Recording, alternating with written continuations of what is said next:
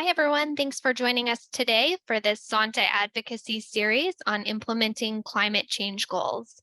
It is my pleasure to introduce our Zonta International Advocacy Chair, Sonia Baskerville. Sonia? Hello, everyone. So happy to see so many of you all here today from around the globe, it looks like. I will be introducing our speaker today, Lily Odarno, who is from the Clean Air Task Force. And after I do a brief introduction of Lily, I will pass it over to her for her remarks. So Lily is the director of the Clean Air Task Force's Energy and Climate Innovation Program, Africa.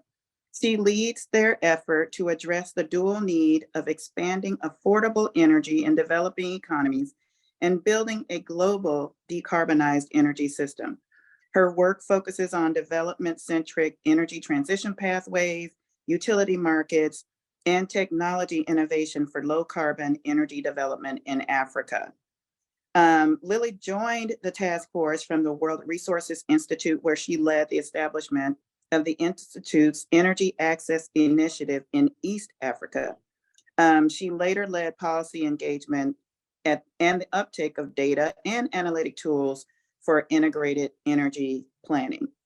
She's lived, studied, and worked on 3 continents, and deeply appreciates the uniqueness of energy challenges across the geographies. And you will hear about that in her work as she's speaking to us today. She also serves on the editorial board of the Climate Policy Journal.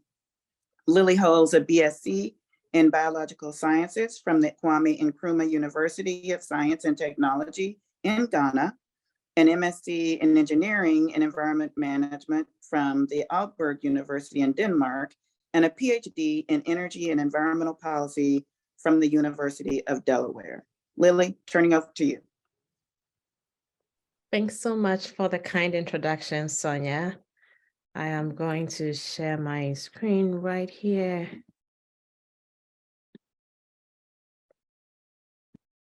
And yes, so thank you so much again, Sonia and Megan, for coordinating my participation in this event today. And many thanks to everyone who has joined today. It's such an honor to be able to spend this time with fellow women and to spend time with Zonta International on this webinar. I'm going to talk today about implementing climate change goals, the all-important role of local context and impacts to women. And this is a really important and interesting topic to me because it's something that I have been engaging with for quite a while now. And specifically today, I'd like to talk about Africa's energy transition, which I believe is one of the very critical issues that helps us to appreciate why local context is so important as we think about navigating climate change, as we think about implementing climate goals as a globe.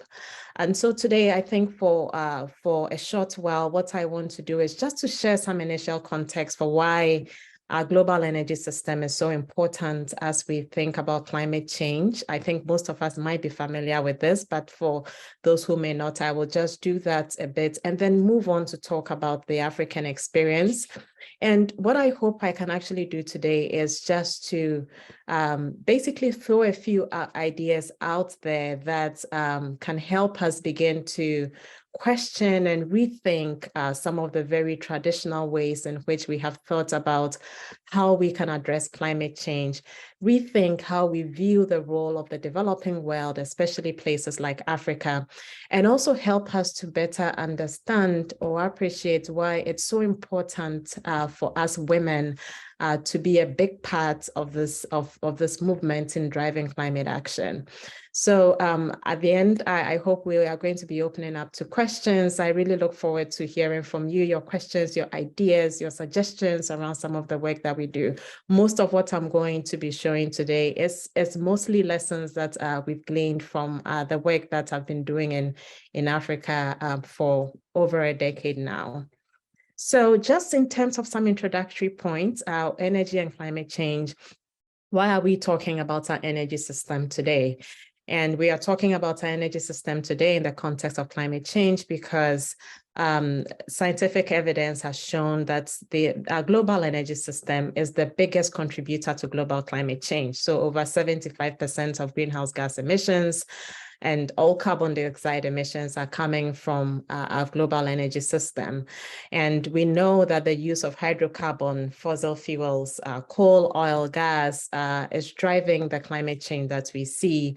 And so there is an agreed upon recognition of the fact that we radically need to rethink and reshape our energy system if we are going to make any steps in addressing climate change. Now, where do we stand today with our global energy supply story? If we look at this graph, one thing is clear, and it's the fact that over 80% of our current energy sources are still coming from hydrocarbons between oil, coal, and gas. And this hasn't changed much, interestingly, from 1995, when countries came together to ratify the Kyoto Protocol. At that time, the world stood at about 80% of unabated fossil energy. And guess where we stand today? We stand at a similar point. The total amount of energy that we are using has increased in terms of the base. We see an uptick in the use of solar, wind, and other renewable energy sources. But fundamentally, we are still around 80% of unabated fossil energy. And so the question is, what happened to all the climate action that's happened within the period? Has it been as successful as we wanted it to be? Probably not. Now, global emissions are rising, and that I think that's consistent with the table that I showed below, with the exception of a blip that we saw during the COVID period. There's been a rather steady rise in global emissions. When we go all the way back to the 1940s, we've seen a steady increase in global emissions. And at the same time, it means we have to do a lot of work to bring our global emissions down. The IPCC has said that we need to be able to bring down the temperature increase to 1.5 degrees C by mid-century if we are going to be able to avert the impacts of climate change. And I believe that in the most recent report, which was released last week or so, it was clear that we are nowhere near being on track to meeting our climate goals. So it's a long way down, and there's still a lot of work for us to do to achieve that. Now, when we think about climate action, because it's been basically because of the dominance of our energy system in driving us to where we are currently today, we see some very dominant narratives when we hear about climate action. First of all, there's a really dominant view about how we cut emissions because it's emissions from our energy system, which is driving the change that we see. So some of the things we see: suppress demand, let's conserve our way out of the problem. And implicit in that, as we've been looking closely at a lot of the models that come with suppressing demand, is actually the fact that some parts of the world are going to remain poor for a long time because you need to keep that demand low for us to be able to not go above, our emissions thresholds. Electrify everything from our cars to our industrial processes. Let's make sure that everything is electrified and it's cleaner and we are not doing too much of burning of hydrocarbons. How do we think about industrial and commercial demand and conforming that to the availability of renewable energy sources like wind and solar? And overall, how do we just power the grid with renewables and with batteries? So we've seen a lot of activity around these areas. How do we conserve? How do we electrify? How do we conform demand to the energy sources which are cleaner? And how do we just power our grid with cleaner sources? And these are great. They are certainly actions that we need to be able to push forward on the action that we need to address climate change. But in the next couple of slides, I think I'm going to try to make the case for why this is not enough, especially when we think about climate change in the developing world, why this view is way too narrow for the complexity of the problem that we are addressing and that we are dealing with when we look at other parts of the world in the developing world, and specifically in this case in Africa. So I'll talk a bit about Africa's energy transition and how that helps us to appreciate the important role of local context in thinking about how we shape our global energy system going forward. So the International Energy Agency released this report 2 years ago, the net zero by 2050. This was just ahead of the Conference of Parties that was held in Glasgow. And it was a very impactful report because for the first time, the International Energy Agency put out this roadmap for the world to be able to drive down emissions to net zero by 2050, which is what we need to do if we are to avert the 1.5 degrees C temperature rise.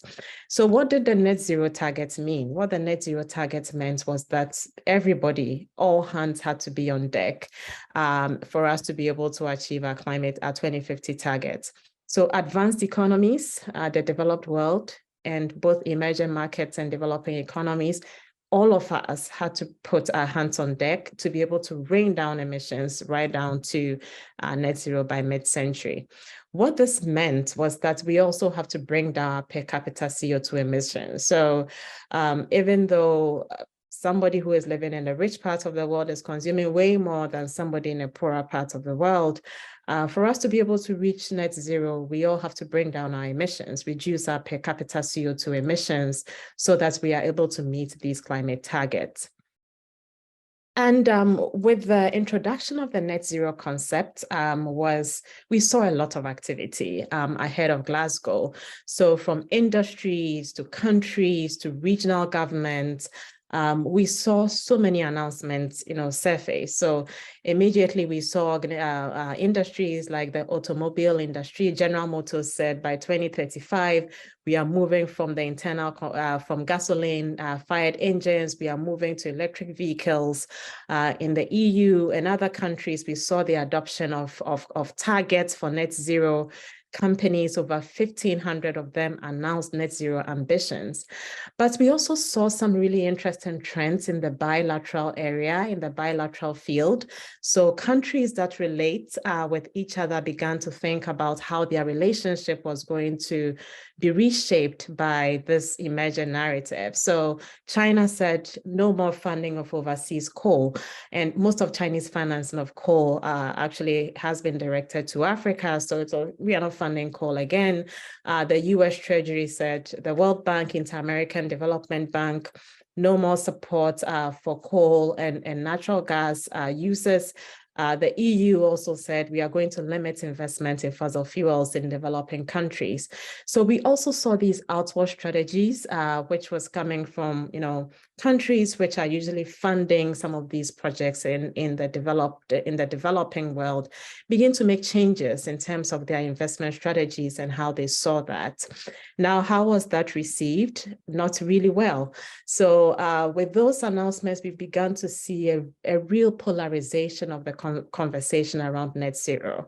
So then you began to see a really Western conversation around the benefits of these initiatives, and then an African conversation which was saying this is absolutely not fair and it can't be right. So I just put some of these news captions in here where we had civil society groups, most of which were based in the US and Europe, saying, it's great to see that we are not having any more public financing of fossil fuels, welcoming the commitment to cut international funding of oil, gas, and coal projects. And then on the African side, governments began to say, no, this is not going to work for us. And that we cannot achieve growth if there's a blanket ban. We cannot, Africa needs to follow what the developed country does. Developed countries should take greater control and greater responsibility for driving this change. So we began to see a polarization of the conversation here.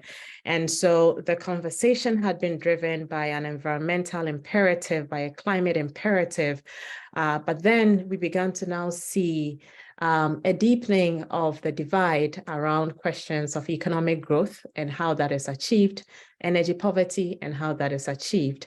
And I'm hoping that we can delve a bit deeper into some of the reasons for this divide and why we shouldn't sweep it under the carpet, and why we have to be extremely conscious of the relevance, to be sensitive to the reasons that are emerging from these regional conversations around the energy transition.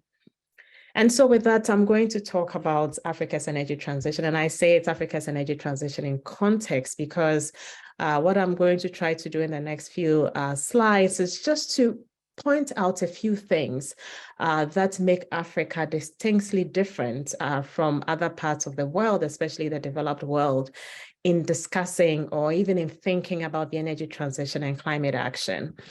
So Africa has shifting population trends. The UN is projecting that by 2100, we could have about 4 billion people living on the African continent. By mid-century, by 2050, the estimate is that 25% of people in the world could be African, which means that for every 4 people you meet, 1 in 4 of those people could be African by mid-century. So we are looking at 40% of the globe's footprint living in Africa by the turn of this century. As a region, Africa has the lowest level of energy use per capita. And you see that in the graph that I have showing on my right. So if you compare the consumption of a typical African to someone living in the US, it's in an order of 20 plus in terms of the per capita energy consumption in the region. So we see huge disparities, regional disparities between US, Europe, even China consumption versus what we see in Africa.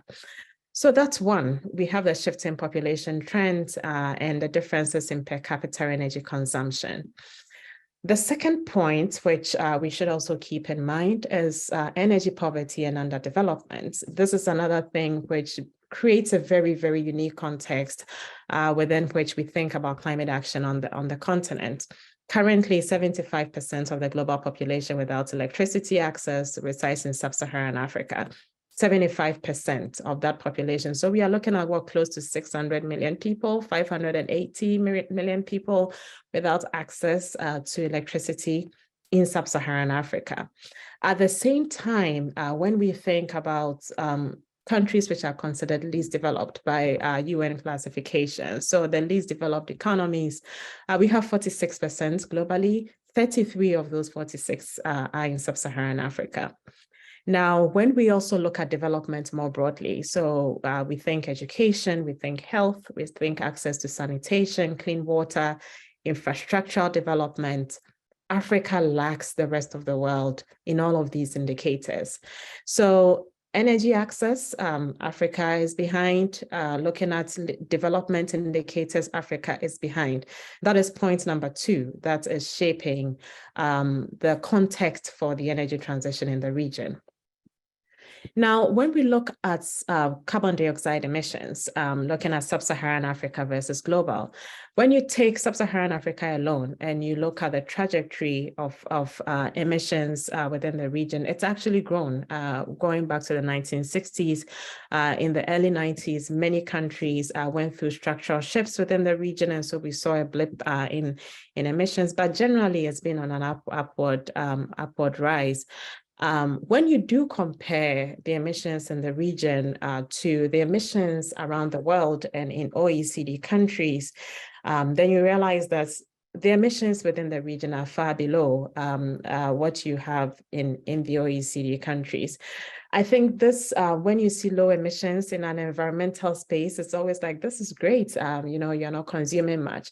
But low emissions are problematic when they are coming from poverty. And I'll talk a bit about that later on in the presentation.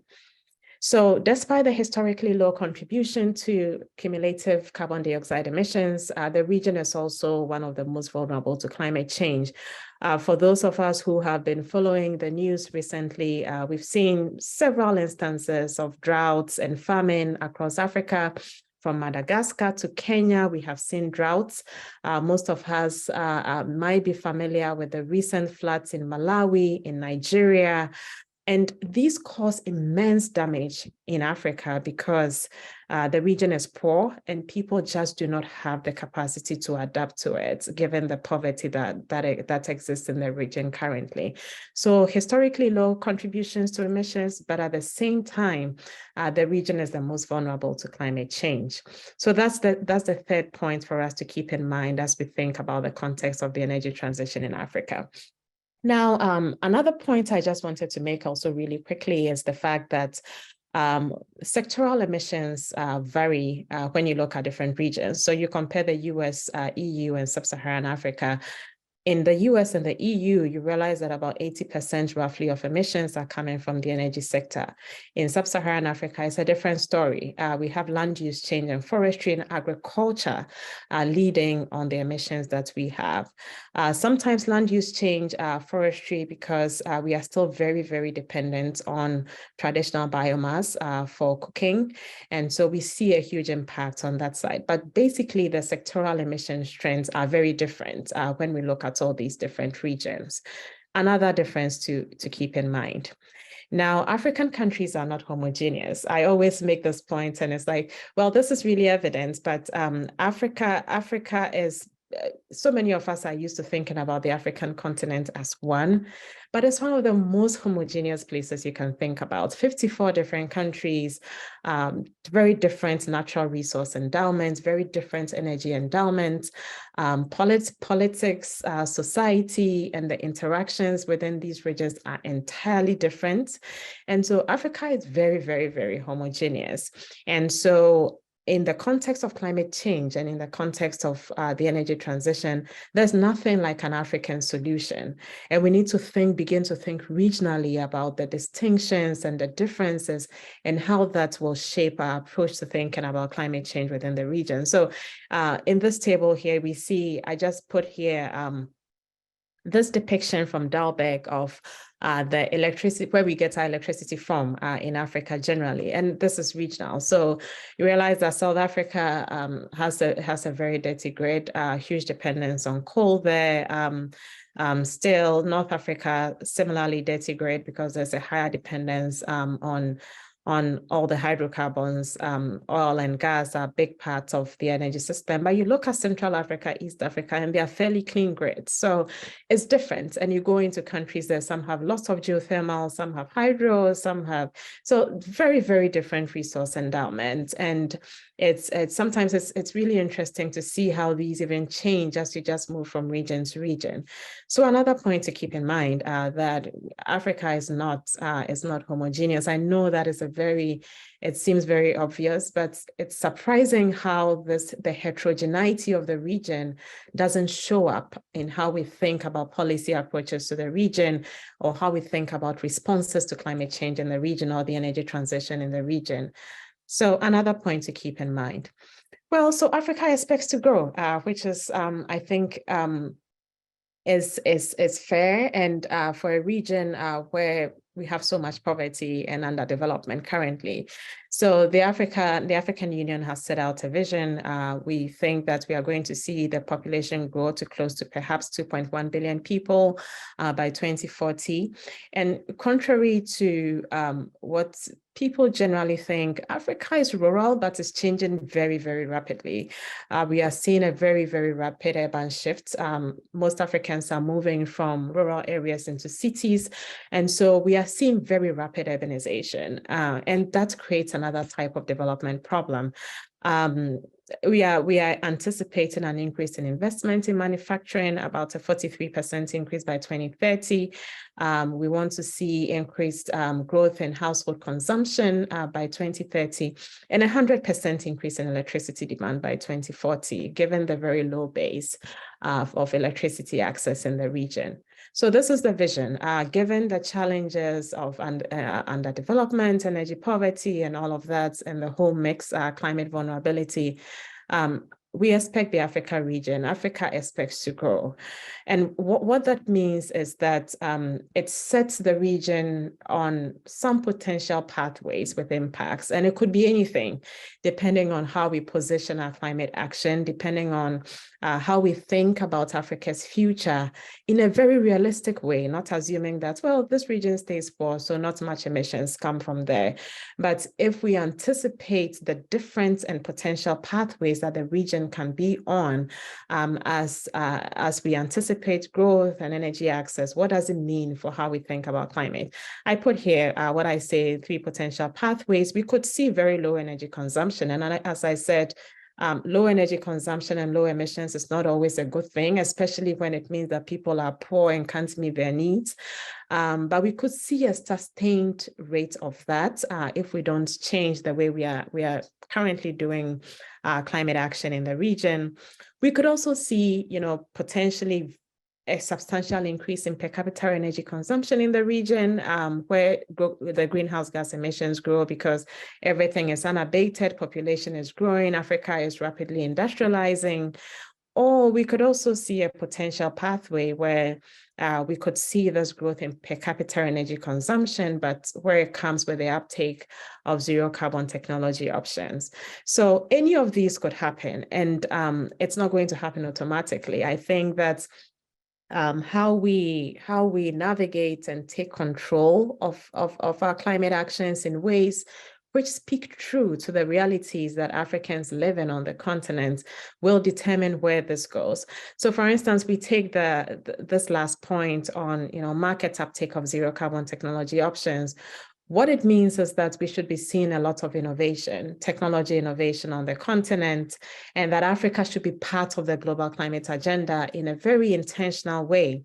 What we currently see does not match to that. So this is a graph that I picked from a report from Founders Pledge, where they're basically looking at, where does global climate philanthropy go and who is funding what? So we see that, the developing world generally is very, very, very underrepresented. And I want to note here that, we see the US as a country, Europe as a region, Africa as a region. The others are countries as well. Africa, 6% global climate philanthropy. We are talking about 54 countries. We are talking about 15% of the world's population currently. And so we see that there's a real inequality in terms of where funding for climate action goes and where that is focused. We realize that it's still very US and EU focused, so it remains a very Western-oriented conversation. Whenever we see a focus outside of the US and the EU kind of thing, we see an imposition approach, which is, do what is working in the US and Europe because that's good for Africa, with very, very little regard for local context. And then we also see that there's a focus on a really small subset of technologies to the neglect of a more holistic approach, which could give us more options to work with as a region. And this matters if we want to be intentional about local context and its impacts for climate action. Another point that I also wanted to raise there on the innovation piece, which is if we want to think about a future where we have access to cleaner sources and the technologies that help us to build a cleaner economy, it's not going to happen automatically. We need to be able to invest in research and innovation in Africa as a continent. And we are starting from a very low base when we see where Africa stands today. So this is looking at R&D in Africa as a whole, everything, not just the energy sector.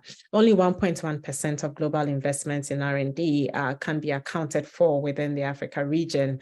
Even though the region is accounting for 15% of the world's population, only 2% of the world's research output.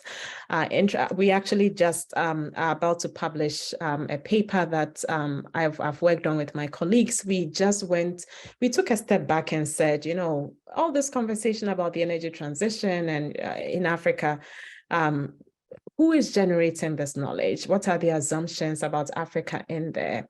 And this will be published soon, but you realize that there's a huge underrepresentation of indigenous African knowledge in the knowledge that is actually shaping how we think about climate policy globally and the energy transition globally.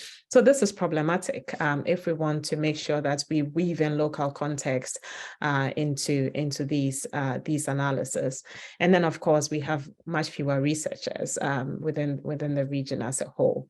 So this also is an additional context for us to think about. Now, given what we have discussed to now, how do we begin to reframe and rethink Africa's energy transition differently? It's obvious that in the region, we are looking at a really complex set of issues. We have energy poverty, we have underdevelopment, we have climate vulnerability, we have emissions reductions to think about, as we have innovation as something that we should focus on.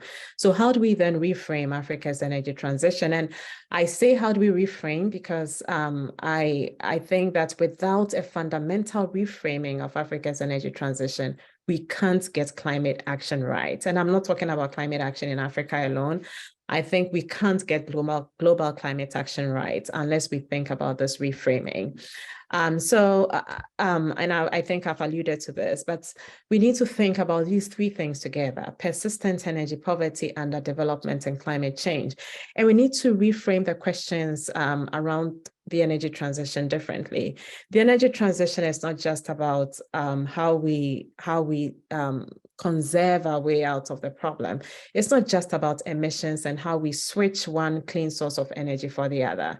The energy transition is a question about fundamental energy poverty. It's a question about fundamental underdevelopment and lifting people out of poverty. It's a question of climate vulnerability. And unless our strategies actually encompass this holistic approach, we are not likely to make much progress. And the reason is that when people are confronted with a choice between how do I pick or cut emissions through this source, or find my daily bread, they are going to choose to survive over doing anything for the environment. Not because it doesn't matter, but because those are existential issues and choices that everybody has to make. And so we need to begin to think about a more complex and more integrated and a more interrelated way of thinking about Africa's energy transition. Certainly one size does not fit all, and we need to become much more adaptive, especially in thinking about our technology solutions. I don't want to spend too much time here, but basically what this graph is saying is that the energy transition in an advanced economy is very different from an economy which is poorer. So on the left-hand side, you see what we call a horizontal transition. That's what happens in the rich parts of the world. So you have economies which are rich, which are established. You have access to energy. Demand is literally flat and predictable because the economies are so advanced.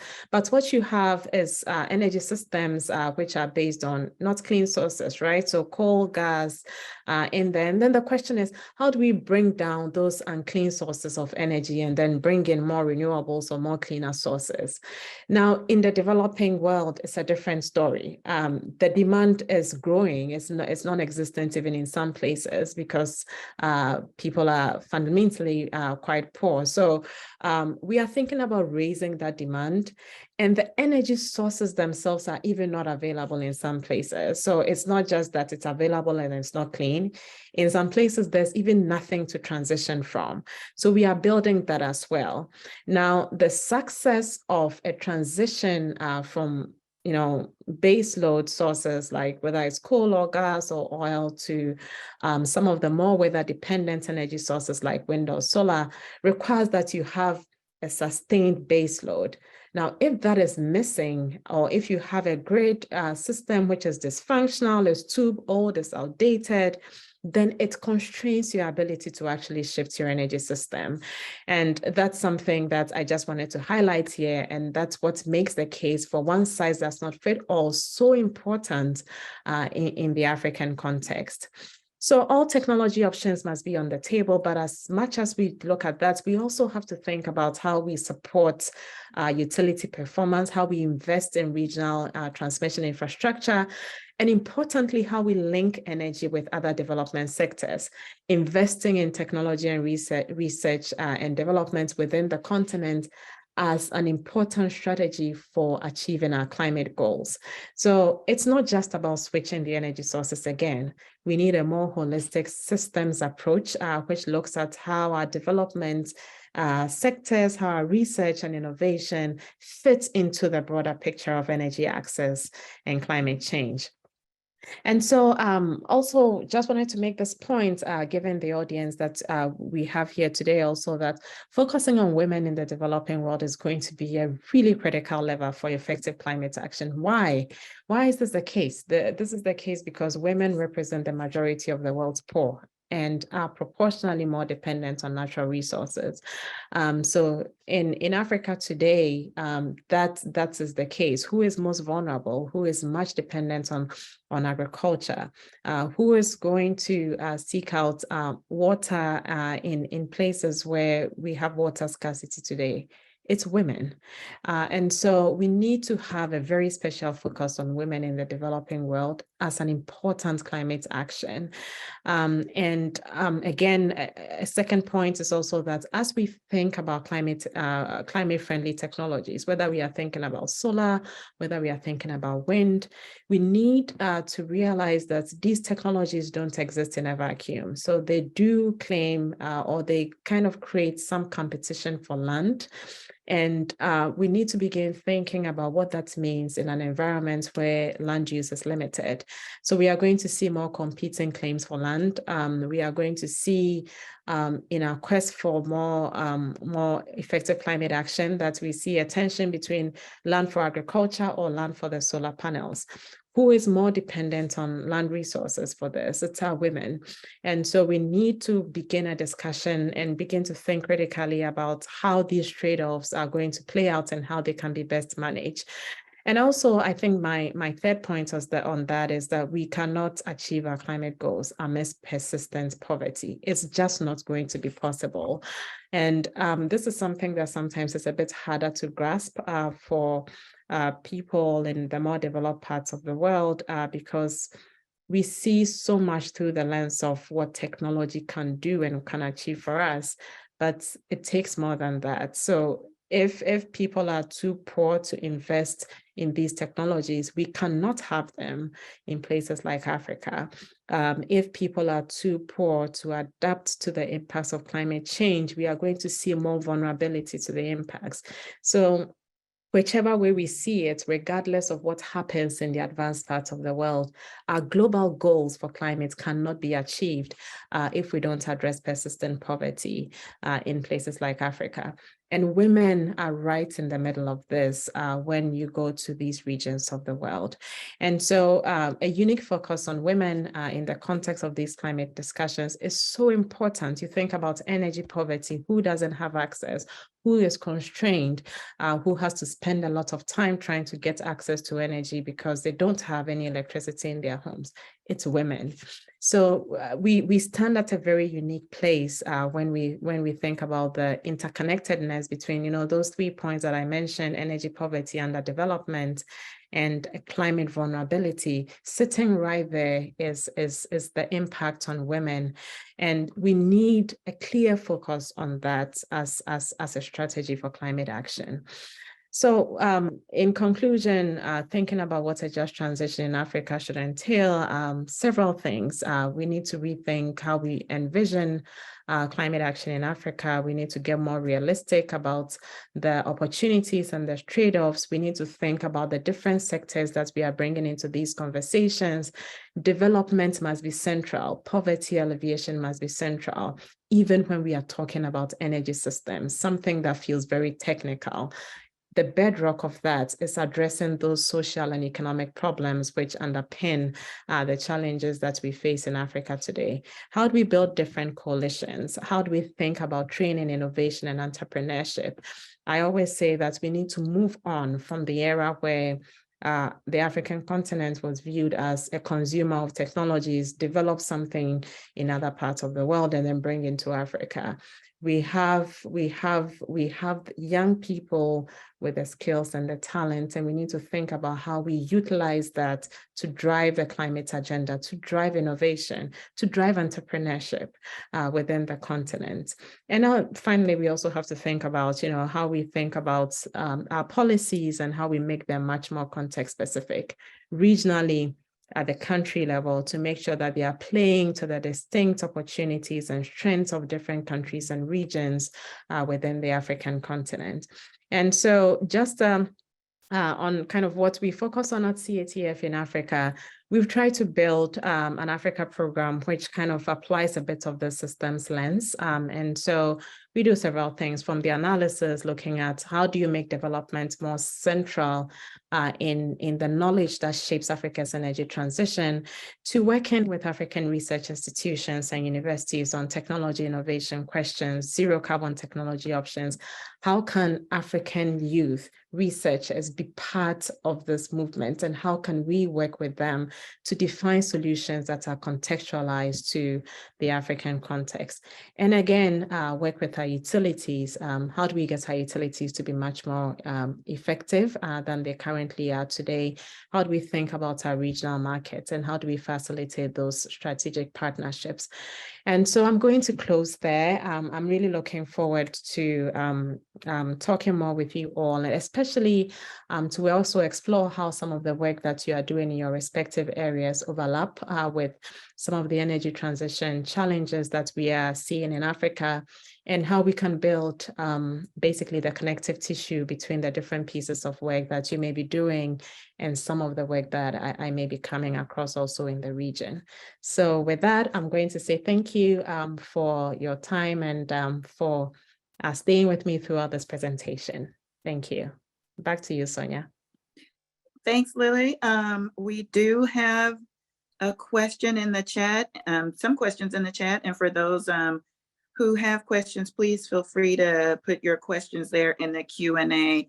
Lily, the first question is from Anita Marks, who asks, are there any of the industrial development efforts in different regions of the continent being paired with renewable energy generation on a utility scale or otherwise? Yeah, thank you so much for your question, Anita. So any of the industrial development efforts in the regions being paired with renewable energy? Yes. So we are seeing in my previous role, I did a lot of work around mini grids in East Africa. And basically, these are smaller grids, as the name suggests. So you have a smaller grid. It's connected to maybe at a village level, but you need what we call an anchor customer. So maybe it's a small set of small industries who are coming together to be able to utilize the renewable energy sources that you have connected to the mini grid. And so these efforts exist on the continent, at most of them in places where the grid is not going to be arriving anytime soon, but where we see opportunities for us to scale that. But there's still a lot that has to be done. The challenge with the mini grid market is that it's still quite costly to produce power from mini grids. So if you look at the cost, the cents per kilowatt hour, in some places costing about 35 cents per kilowatt hour, whereas if you were connected to the grid, you'd perhaps be paying, depending on where you are in Africa, some places in Africa are paying very expensive power, 26 cents, but you could be paying about 13 cents. What happens is that when the grid does arrive, people tend to just jump off the mini grid onto the grid because it's cheaper. So we need to integrate those two systems more. And the point that I always make is that the interdependencies between the central grid, the mini grid, and these other off-grid systems at the utility scale should not be at loggerheads. We need to think about how we integrate them better, because then we have a stronger system that is able to drive the change that we want to see. So these are happening on smaller scales, but I think that there's an opportunity to scale them one of the opportunities that we are potentially even trying to scope, we don't even know if it's going to work. But in Kenya, where there are huge geothermal resources, one of the questions we had there was, with all that geothermal in the Rift Valley, could we think about sending some big industries there, maybe data centers or something, something that creates jobs for the Kenyan youth, but is sitting out there just tapping into the geothermal resources? It requires investment. It requires us to even shift the thinking of some of the traditional investments in the space. As let's integrate these development goals with what we are bringing onto our energy system and see if it works. But this is something we are still scoping and trying to see if there could be an opportunity there. So I'm happy to also, talk more about it maybe after this webinar. Great. The next question regards the Earth's warming atmosphere, and it's a two-part question. How can each of us contribute to mitigating that on a day-to-day level? And then the second part of the question regards specifically energy consumption in Africa being less, but climatic changes in Africa occurring. So it says, what is impacting the climatic changes there? Right. Thanks. Thanks, Sonia. So I think we can all contribute to climate change in many addressing climate change in our own small ways. And I believe that in recent times we have seen a lot of behavioral changes with the choices that people make in where you even purchase your power from, for those in parts of the world where you can actually determine which utility you go with, depending on the energy sources that they are using, how much energy you consume, and so whether you walk rather than drive, whether if you can afford it, go for an electric vehicle versus an IC. So I think the good thing is that we are seeing a lot of lifestyle changes, but I say that alone will not be enough. We still need a very fundamental shift and a broader push on the policy level in terms of how our government and the international community acts around the questions of climate change. And that's what I was alluding to in the presentation, that one of the things that we see very often is that the solutions are limited to a very small subset. So people are trying as much as they can to shift behavior as much as they can. And then you also have the very technology-driven options, which is like, change this technology for that. What we are missing is the complex interplay of the fact that an actual climate solution might look like a poverty eradication solution. It's hard for policymakers to grasp sometimes, but that is the way that we need to go, that a climate solution is actually going to be an energy access solution. So I believe that that's where a bit more work needs to be done, and maybe also where we need much more advocacy in terms of helping to redefine some of these problems that is different in different places of the world. It's not the same, and that for us to be successful in reaching a global goal, we have to be conscious of the regional differences and what is needed there. So I think that what we can also do beyond what we do as individuals in our homes and in our communities is also to see how we can actually change the minds of our policymakers to think very differently and to relate with the rest of the world differently around the question of, what matters in climate change, especially when it comes to the role of development and energy poverty as a core part of the energy transition. Great. Let's see if there's another question here. There is.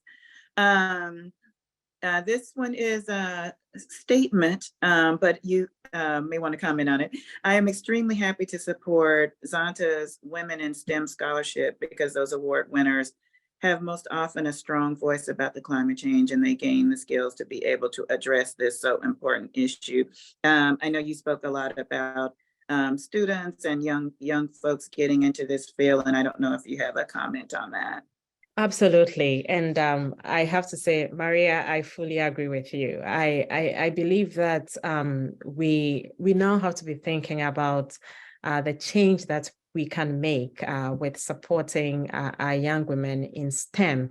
One of the, so I mentioned the analysis that we conducted. We just took 139 papers or so, which were really influential in the climate space, looking at energy transitions in Africa. And a very fundamental question was, how many of these papers is even representing any African, like are people based on the continent producing? Less than 10%. As I said, it's so important that we have the representation of African voices, of women, the people most impacted by the challenges, represented in the knowledge that shapes the solutions that we bring forth.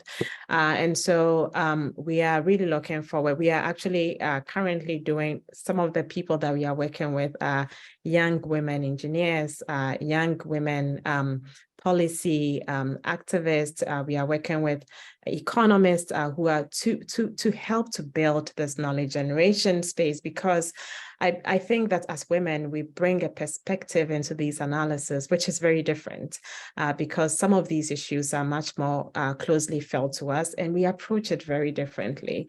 And so we need to see more of that. I think we are trying to make as much strides as we can, but we need to see more of that. And again, I'm really happy to connect with you also after this to see, is there anything we can do to support Zonta women in STEM, for instance, around issues of climate change and innovation in Africa? And is there something you are building there that we could support? Very happy to do that. Oh, that'd be great. Yeah, that would be great to collaborate on that. Anyone else have any questions? We have about 8 or 9 minutes left for more questions. I don't know if they can be unmuted for questions or not, but if you have questions, you could put them in the Q&A chat.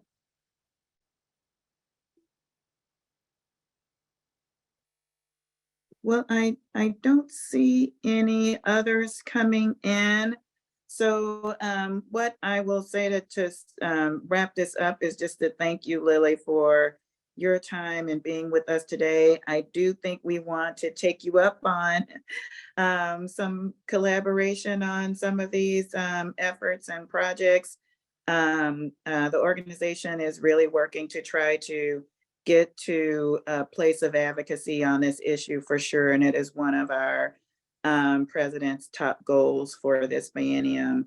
In fact, President Uta was on. I don't know if she's able to be unmuted and can say anything. I think she just did thank everyone in the chat. So yes, definitely we would like to work with you on these issues and plan to be back in touch with you on that. Absolutely. Thank you so much, Sonia, and to everybody who joined. It's been such an honor to join. And I'm really looking forward to some real collaboration. This is an issue very close to my heart as well. And as I said, I believe the more women we can get involved in this conversation, the better it is. And I believe we have what it takes to make the change. So I'm really looking forward to some real collaboration as well. Great, thank you. And thanks everyone for attending today. We hope to have many more of these discussions as we just talked about, and also, feel free to watch your email and social media as we launch more advocacy efforts and other things around this climate change issue. Thanks everyone for attending today. Thank you, bye-bye.